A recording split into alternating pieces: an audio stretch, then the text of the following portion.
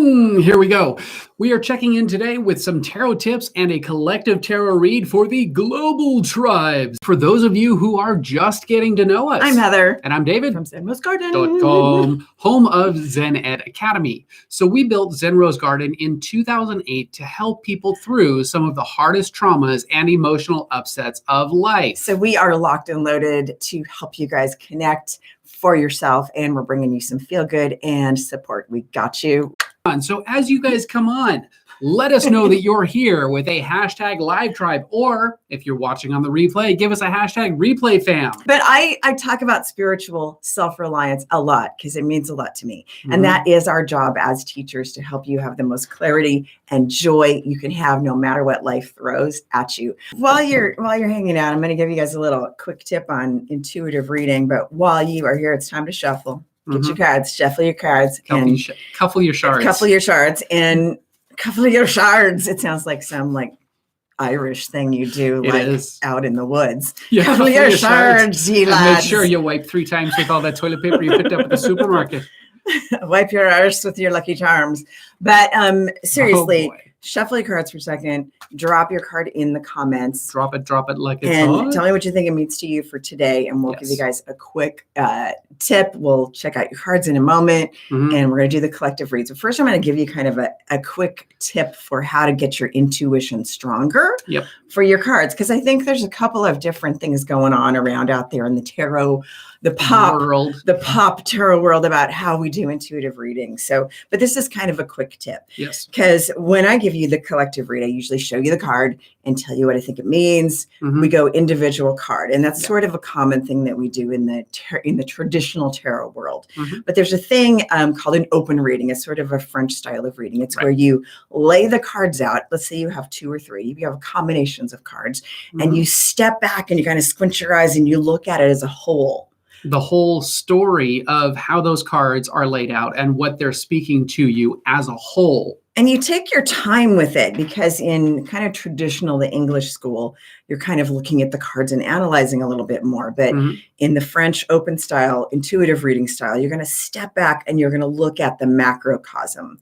You're going to look at how they play with each other, how the cards look at each other. You're going to maybe squint your eyes, get yourself out of your head and into your body, and look out of your head. And look at the colors, how they blend. Look at the things that have nothing to do with the meanings of the cards themselves. And the things that just happen to be popping out as you do that macrocosm and take the step back and look at the read as a whole. And then you kind of go into it from there, and you kind of step into it and get into the cards individually. But first, you're going to go from the big into the small. And we tend to feel pressure when we learn to do tarot because we look at the individual card and we're like, what does this mean? What does this mean? Let me remember the meaning. We get too caught up in the logical meaning of the card and less on the story of how it's laying out. This one happens to be the star card, one of my favorites, and one of the most misinterpreted cards of the whole tarot deck, by the way. But when we look at the cards, I think individually we get this panic if we're learning and memorizing the cards. And it's really important to sit with the cards and learn their traditional meanings, because the traditional meanings are there for a reason. They've been established over time. We have this sort of tarot collective unconscious that goes back 600 years. And when we try to remove that completely from the tarot and create our own little journals of our own meanings and just forget about the traditional meanings and separate it too much, we get confused. And we're missing on that entire ability to tap into the collectiveness of the tarot history. So you're reading intuitively, you're reading psychically your cards, but you're not necessarily reading tarot, and you're not necessarily tapping into the library, the collective unconscious of tarot that is out there in the cloud from 600 years of tarot readers. So you're missing out on that when you sort of don't do both pathways, because your brain works this way. It's got the intuitive side where you've got to step back and feel into it, and then it's got the logical side that absorbs that information, those details, and those collected, agreed upon meanings of the cards that are mystical and deep and meaningful. So when you combine those, you are the best tarot card reader in the world, which is what we want our students to be. And I want to bring something else here when we're talking about intuitive reading. We're talking about the ability to tap into your intuition and to do readings. it's fantastic to do an open read like this where you're looking at the big picture of the card. You're not really so much worried about the logic and the training and the learning that goes into actual tarot. There is a time for the actual training and educating yourself on what the cards mean. But when you're in the middle of a reading, that's not the time to go look at your book and go, okay, what exactly does this mean? You're going to freak yourself out. And why this works is because that information is coming from your subconscious mind, that place that you dump all of this information when you are in learning mode into your subconscious mind, so that when it's time to do a reading, you're picking up on the intuition coupled with the database that you have stored of the information as you learn and educate yourself on the history of tarot, on what the actual cards mean, on where the different schools of tarot come from and how they originated and where their strong suits are and where their weak suits are. All of those are a part of the educational part of learning and becoming better at tarot. I was just in my head, I saw this gymnastics gold medalist. She was Russian and she was from, I think, the late 70s. She wasn't that quick. Who? But she was Russian. She's a teeny little thing. It was like Natasha or Natalia or something like that. And she was adorable. And she won like 20 gold medals that year. I feel like it was the late 70s. Just somebody help me if you know this woman. Mm-hmm. But she was so adorable. But she was so technically perfect. But she was also intuitively this flowing, gorgeous, oh my God, she's out of this world. So that's the thing, is you learn those techniques and you integrate them and you do them over and over and you understand what they are and they become part of you. Nadia Comaneci. Yes. Nadia Comaneci. Yes. Thank you, Lori. But you could tell that once she got on the mat, she let all the training go because she knew it was part of her cells. Yes. And she flowed into the intuition of the movement, and all of us went, right. And what is happening, right? That is a great way to kind of convey the story of training, education, execution. When you're training as a gymnast, you're training every cell of your body, every movement of your body to be on point. When you're in training mode, when you're in performing mode, when you're in that flow, that zone, all of that goes away. It's not study time right now. So when you're in the middle of a reading with someone, you've learned all the stuff, you already know it. It's there. Yep.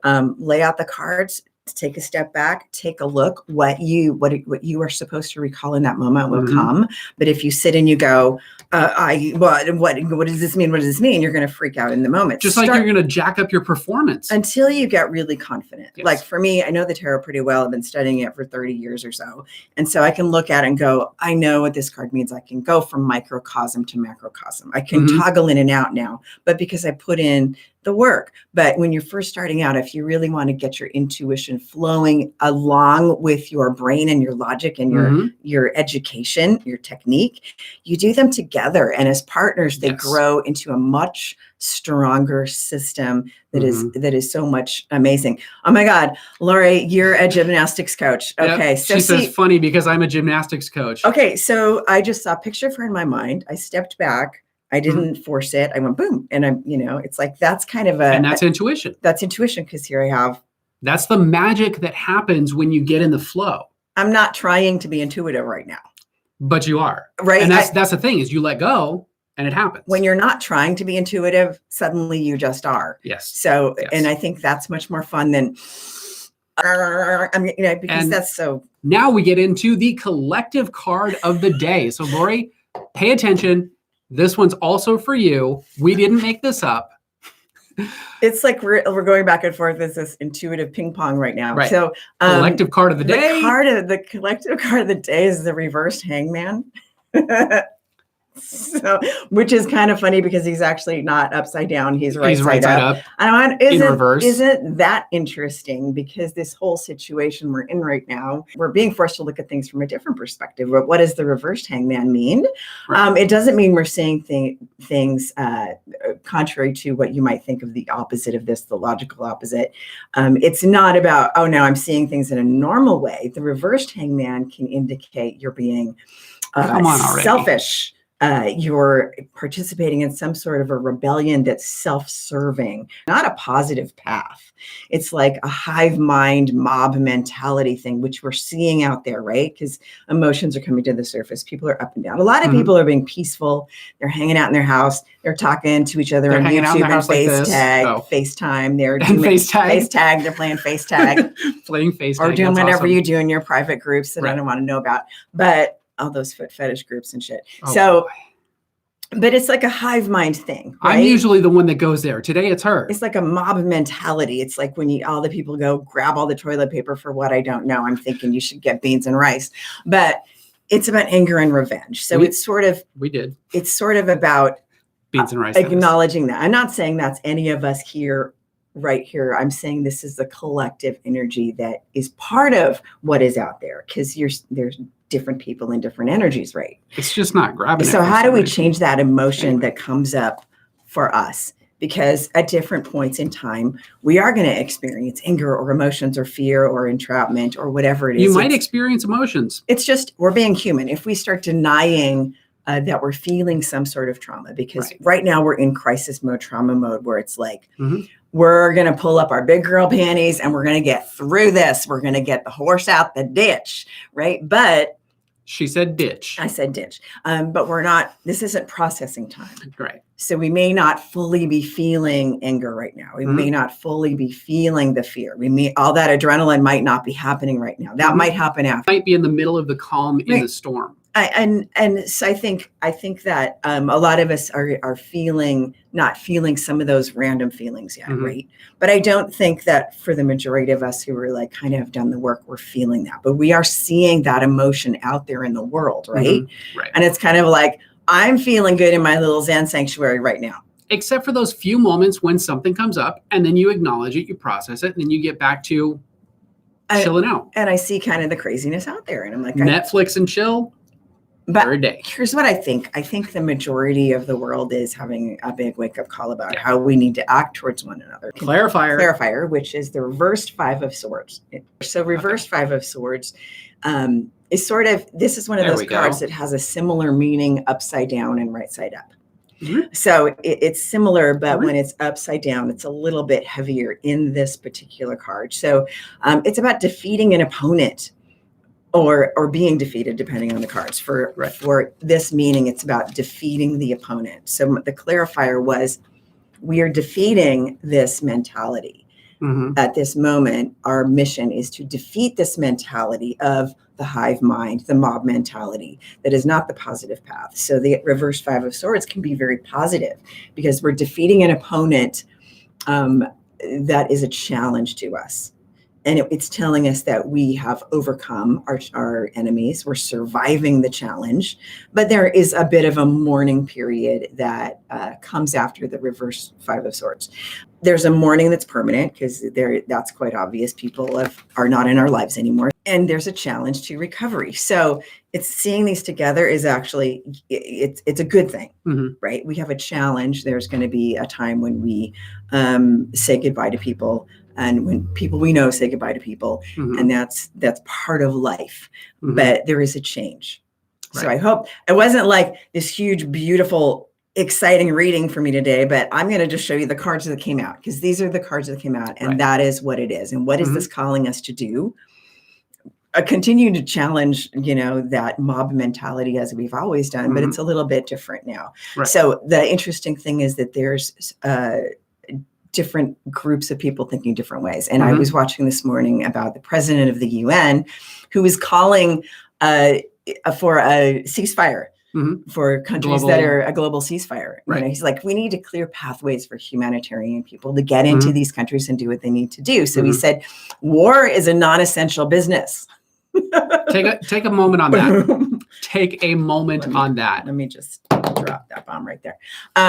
War is a non-essential business. And so 23 of the 55 countries, can you believe it's that many that are in conflict right now? 23 of those 55 countries have ceased fire.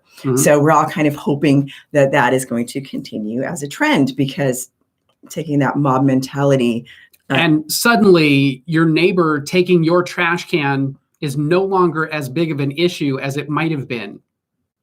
I don't know any neighbors that take trash cans, but What can we do for ourselves? Well, I had a doorbell ditch yesterday. My neighbor Pietra and her sister Giovanna doorbell ditched and dropped a little Easter basket. So I mean, for us, let's spread some joy. Yeah, and the funny part about this, I don't know if anybody knows about moon pies, but moon pies were created in 1917, and a part of the note was. Wait, I got the note right here. It says, a little reminder, we can survive the corona, and she bought Coronas. Moon pies survived the pandemic of 1918, being the Spanish flu. We will survive this one. A trip to Hawaii is in order after this. So, I love it. So there it is. So if you've got something as small as a moon pie that can survive, we will survive. We will get to the other side of this. We will be changed, but we will get to the other side of this. So it's those little joyful things that can keep us going, because those are the things that make us happy. And Lisa says, and I drew the moon. Which is about our shadow work, right? If you have not already dropped it, feel free to pull your card and drop it in the comments now. If not, pick one out of the imaginary tarot deck in your head, think fast, and just drop it like it's hot in the comments. And tell us what that card is speaking to you today. Feel into it, close your eyes, first impulse, back out, do that macrocosm to microcosm. We're going to drop some insight on them. David's going to scroll back, but we do want you to trust your intuition. Yeah. Be confident. And that's our job as teachers, help you be the most badass reader you can be. I love teaching tarot, by the way. Yeah. So I know. And then we've got the hangman, right? And right side up. Right side up, breaking old patterns at a pivot point, surrender. Yeah, those are all great for the hangman. And for the hangman, it's also looking at the entire situation from a different perspective, obviously, flipping your entire world upside down and being okay with it, just hanging out and chilling in it. I love the hangman because the hangman is about, it's not about a real death, right? It's not about being hung or anything. It's about a mystical death. Where the death card is about something that dies in the physical world. It's about a system dying, where the hangman is about a belief dying. It's a mystical death. It's about something within you that is letting go and seeing the world from a different way. And I love that. Kind of tapping more into your intuition by letting go. Lisa says, I picked the moon with the Queen of Swords. Ooh. And Lisa, what does that mean? What does that mean to you first? Before we drop the our insight into it, let us know what that means to you, what that speaks to you. The moon with the Queen of Swords. Yeah, definitely brave soul. The moon is definitely about shadow work. It's about things coming up from the abyss, and the abyss in tarot is from the dark side of the moon. The abyss, it's just like you'll hear people talk about the abyss in tarot all the time, but the abyss is like what's beneath. It's like when you see black on the bottom of the card. Right. So the abyss is about our darker stuff, like this. And this thing would be like, if you see something like this at the bottom of a tarot card, it's considered the abyss. So it's like your dark subconscious or your past life stuff coming up, or something you need to look at, or old family issues. So it sort of symbolizes your shit. And Lisa says, oh, hell, I don't know. They're such pretty cards. And like we were talking about earlier, the open read style of just kind of taking a step back, looking at the cards, they are pretty. What part of them is most pretty, and what does that speak to you? What is the story of those two cards together, and how are they talking to each other? How are they communicating with each other? What's the emotion of pretty for you right now? What is the Queen of Swords and the moon? How are they playing? I think when you're feeling into your intuition, you're sparking your imagination, right? And the imagination plugs right into the intuition. So it's all part of the same thing. It's like the boat you have to take to get there. Sometimes we try to take a train on a river into our intuition, and it just doesn't work. Because trains don't float. So just float into the imagination, the intuition. Exactly my point. So float into it. What does that prettiness feel for you? And then just kind of expand out, and then expand in. But the Queen of Swords and the moon, was it? Or the Queen of Swords and the moon. Was it? The moon and the Queen of Swords. Queen of Swords is a part of you.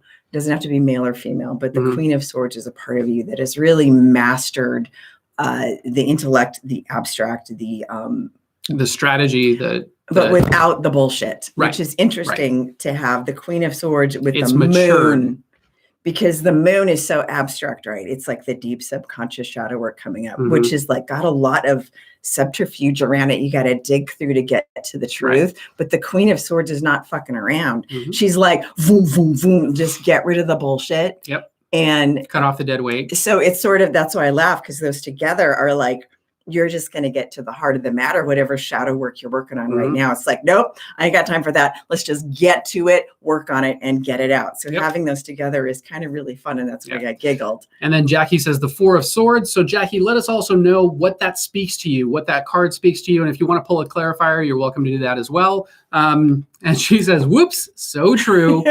So true. Awesome. Awesome. I think I'd love to have us a drink with you sometime, because you sound like you're my kind of chick. Right? I'm not fucking around, just like get it out. Yep.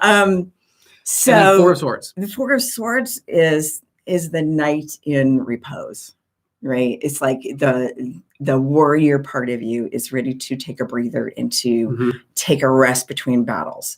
Right. So that part of you that fights, because the swords is about the stuff you don't really want to do in life, but you have to do. So the swords are the challenges of life. It's the shit of life. Like the pentacles are great because we want to go work on our career and our business. Right. The cups are great because we want to work on our relationships and our love life and our all that kind of stuff, except when they're bad. But well, then we want to cut a bitch. Right. But then the swords come in. So the swords is about those challenges we are not necessarily want to like go tackle. So the knight is sort of like, I'm going to step back.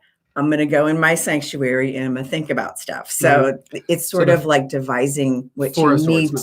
I mean, the Four of Swords is the knight in repose. Yes. It's not really chilling out in the card. The knight is laying on his tomb. Yeah. The knight in repose, he's literally lying on his coffin in his tomb, in his grave, in his and he does this in the Four of Swords because he really wants to take it seriously. The decisions he's making, the things he's contemplating doing, whatever that is. So it's a moment for you to stop and contemplate seriously your next move. The strategy and what that strategy means for the long term. And sometimes that's a piece of sorrow because it is the warrior in repose. So we have to assume that before this card, she's like had to kill somebody. And after this card, you still have to kill somebody. So the swords aren't messing around. Celtic deck. Nice. Okay, cool. Those wild Celts. Yeah. So hopefully that's helped Jackie to kind of get a deeper understanding of the Four of Swords in general. And we teach mainly from the Rider-Waite deck because it happens to be one of the most complete, in our opinion, psychological elements and humanality. And there's a lot of depth, at least from our perspective, with the Rider-Waite deck that isn't necessarily in a lot of other decks. Well, I know Einstein, there's a famous quote, and I don't know what the real quote is because it changes from meme to meme, right? But Albert Einstein said something along the lines of, if you can't teach your topic, no matter how complicated, to a 4-year-old or a 5-year-old or a 6-year-old, or a 9-year-old, you don't know your topic well enough. Right. And I think that was Arthur Waite was a brilliant genius of occult literature, but he understood where people got way too complicated with it, and he understood where people got way too simple with it. Yes. And you see both happening in the world, and he took a very complicated system across 500 years, and he created a system of archetypes that we could read that were simple enough for us to understand intuitively, but complex enough for us to go into the deeper layers of the meanings. And a lot of people don't have the patience to really study them deeply enough to really get the deeper meaning. And then you're missing out on something. Yeah. And that's why I like the Rider-Waite deck particularly, is because if you don't study the book, you can still do an amazing read. If you study the book, or you study even deeper beyond the book, because the little booklet that comes with it, that's just a small piece of the information that's in the deck. So when you go beyond that, there's a wealth of information available if you choose to go down that path. If you just want to do intuitive reads, you can still do a great intuitive read off of the Rider-Waite deck. You can do an intuitive read off of sugar packets or seed packets. You can do an intuitive read off of anything. Yeah. But to read tarot is a different matter. So. And Jackie says, gotcha. Yes, this is my new deck. This was my first pull. Awesome. Nice. Thanks for giving us that virgin pull. It didn't come out exactly right. It's fun because they say the Rider-Waite is a beginner deck, but it really isn't. Right. It's a brilliant deck because the beginner can use it and the very advanced person can also use it. Yeah, so, it's great across the board. And I always like to say, people like hold the Thoth deck up as the most complex and whatever, but it's really super extra. There's a lot of redundant stuff, and like I always say, it's like Aleister Crowley got drunk. It's like Joseph Campbell drunk at a party with no lesson plan. That's what the Thoth deck is. It's a cool deck. There's a lot of great stuff in it, but it's definitely not a beginner deck. Side note, the deck itself was actually published after his death. Bet you didn't know that. 16. It was finished in like 1945, but the Rider-Waite deck was published in 1909. So it actually came before. A lot of people, even people in the tarot community that are published authors, will sometimes put a mistake in there that the Rider-Waite deck actually came out after the Thoth deck, which is complete. Or it came from Egypt. Well, no. The Rider deck did not come from Egypt. I don't think so. Anyway, that's all right. So we do want to take a quick moment to tell you about our online community where our Zen heads hang out and where we, as of a couple years ago, teach all of our courses, including our comprehensive tarot course. So our jam, our place, Zen Ed Academy, was an idea that grew out of our love of teaching workshops here in Las Vegas live since 2008. We saw a change coming in the online world in general, and we decided to create something more. This is how we can come together and be supported. Zen Ed Academy is our pet project. This is where we create a space of chosen family, chosen people that we love to hang out with. We opened our online school in 2017, where now we have a tribe of powerhouse students that are growing from around the globe who connect, learn, and improve their skills 24 hours a day. 7 days a week, 365 and a quarter days a year. So what is it? Zen Ed Academy is a fully operational healing center that fits in the palm of your hand. And it didn't just happen overnight. We've been improving it for a while now, like 12 years. So check that out in the description. We're going to have some chocolate right now. Since you guys have watched this far, be sure to check out the goodies that we've got for you. There's a link in the description below. If you liked this video, hit the like button. Hit it hard. If you want to see more videos like this, be sure to subscribe. And spank that bell to turn notifications on. So you're the first to know when we drop a new chocolate ice cream. Or go live. A new video or go live. And now it's time to check out these videos. Over here and over here and over here. Check it out. Thank you guys for joining us, and we'll see you in the next video. Thanks, guys.